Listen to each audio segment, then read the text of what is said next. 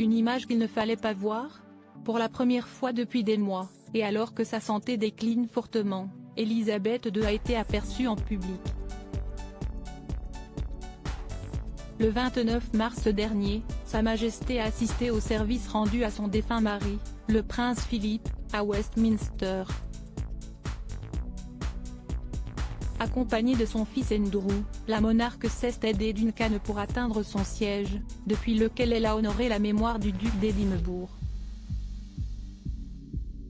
Pour cette cérémonie à laquelle la plupart des membres de la couronne britannique ont assisté, Buckingham Palace avait tout prévu. Notamment la couverture médiatique. Car seul un photographe a été autorisé à pénétrer à l'intérieur de l'abbaye. J'étais avec deux attachés de presse souriants et agréables de Buckingham Palace, avec qui j'avais déjà travaillé auparavant, a raconté Richard Paul dans les colonnes du Time.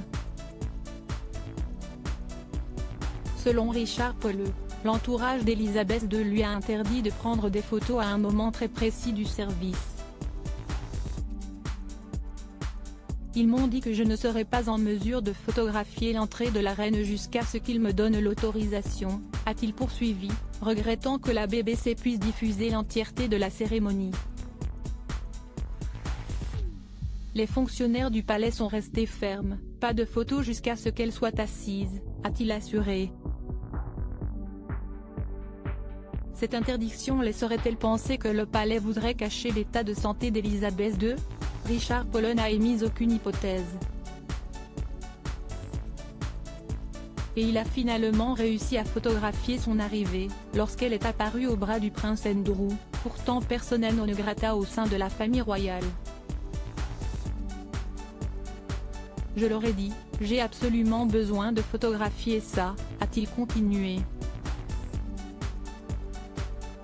L'arrivée de la reine était désormais l'événement majeur de l'actualité. Elisabeth II, son choix a fait polémique. Je pouvais les voir hésiter, mais ils ont répété que l'ordre de ne pas prendre d'images venait d'Eno et que cela ne dépendait pas d'eux, a encore assuré le photographe. Finalement, il a pu capturer l'arrivée d'Elisabeth II au bras du prince Andrew.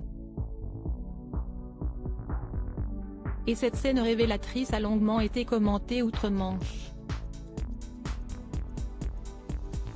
Il faut dire qu'avec ce geste, Elisabeth II ajoute à la polémique dans laquelle l'ex-époux de Sarah Ferguson trempe depuis des mois.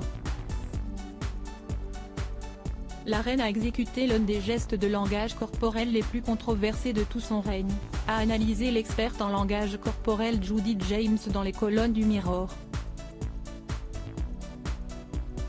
Après avoir remonté l'allée au bras d'Andrew, elle s'est arrêtée devant les yeux du monde pour sourire et le remercier avant de prendre place au service commémoratif de son mari.